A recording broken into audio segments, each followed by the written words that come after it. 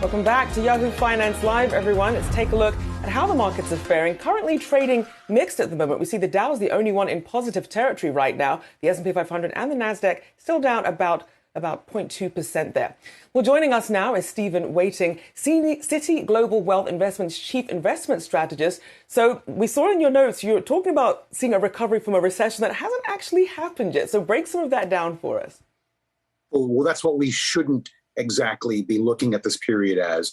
We shouldn't be thinking of this as some new refreshed economic recovery. It is a period in which we've had a lot of employment and profit growth just behind us. We did have a sequential drop in real GDP. We had deceleration in the actual spending in the economy.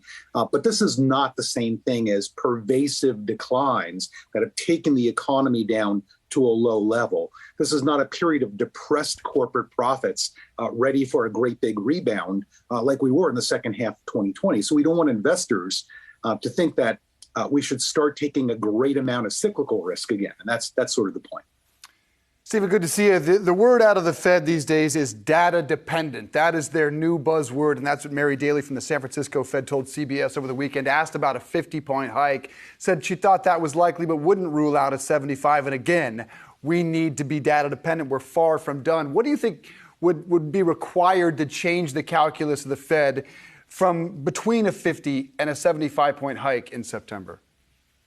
Well, I would just say, first off, that data dependent is a lot better than being on autopilot. So it's nice to see that language change a little bit. Talking about how much work they have to do is still a little bit troubling because we see that the peak, sort of the optimal lag time between expected changes in monetary policy and the full cyclical effect on the economy is about 18 months. What's happening in new and existing home sales transactions right now doesn't have a lot of economic effect. They're declined 26%, which is no small number.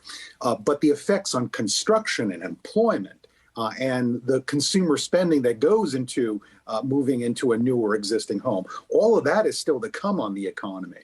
So just go back and look at what Chairman Powell said at his Jackson Hole event a year ago.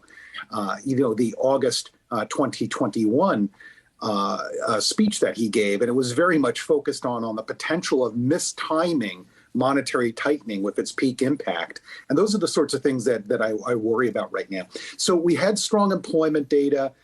In reality, I wouldn't worry so much to say that the July report was such a wonderful thing, but we've had gains all year long that are very, very substantial. And just as you're showing on this chart right here, we actually don't see any lead time at all. The labor market doesn't tell us when a recession will begin. In fact, when we reach our lowest levels of unemployment, that's actually when we mark recession timing. So I think, again, for the Federal Reserve, they should really be trying to look ahead. They shouldn't give up on forecasting. They shouldn't give up on trying to prevent a recession or a surge in inflation.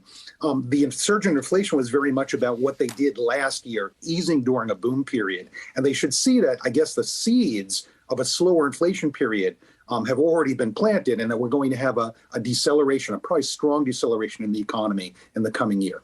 Stephen, what do you think the market is pricing in, just in terms of what we should expect in September? Are we looking at 25, 50, 75? What do you think the market is anticipating? The market is priced a little bit closer for a 75 basis point rate hike rather than 50. If it was 50, it would be a little bit of a surprise at this point, and you'd have to wonder what data it was that might get them to go 50 rather than 75.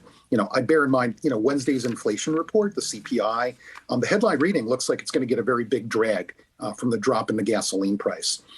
If some of those other core components that have still been giving us trouble, if they were to rise a little less, it might be helpful.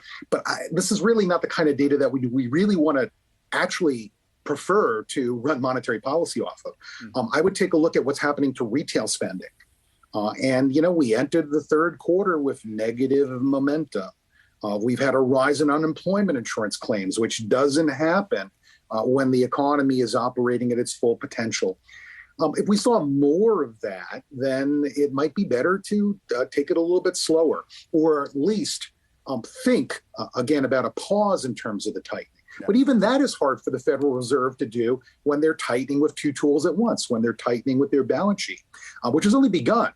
Again, but they're talking about rapid pace of balance sheet reduction, $95 billion per month when we get to the peak. And Stephen, quickly, in 20 seconds or so, you mentioned energy, gas has come down 60 cents in a month. What are you expecting Wednesday from that CPI print? The expectations are still at 8.7, and how do you think the markets react? Look, I think we have potential for a little bit lighter CPI reading for the month of July. I think that the headline could be closer to 0. I think markets are all about, at this point, everybody got bared up on a recession. They might have some short covering. They might have a little bit of joy, but that's not going to stop a slowdown in the economy.